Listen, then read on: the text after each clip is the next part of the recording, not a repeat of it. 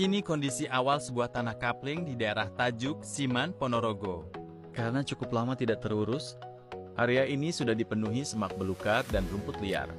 Bahkan akses jalannya sampai tertutup.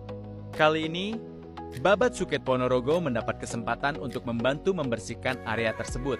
Pengerjaan dilakukan secara bertahap karena kondisi lahan yang sudah cukup lebat.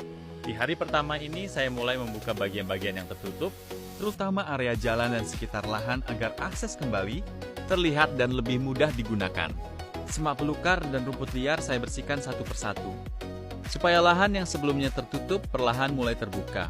Masih ada beberapa bagian yang akan saya lanjutkan di tahap berikutnya, sampai area benar-benar lebih rapi dan siap digunakan kembali. Ini adalah proses hari pertama pengerjaan lahan Tajuk. Nantikan hasil akhirnya setelah selesai dibersihkan. Terima kasih sudah mempercayakan pengerjaan ini kepada Babat Suket Ponorogo.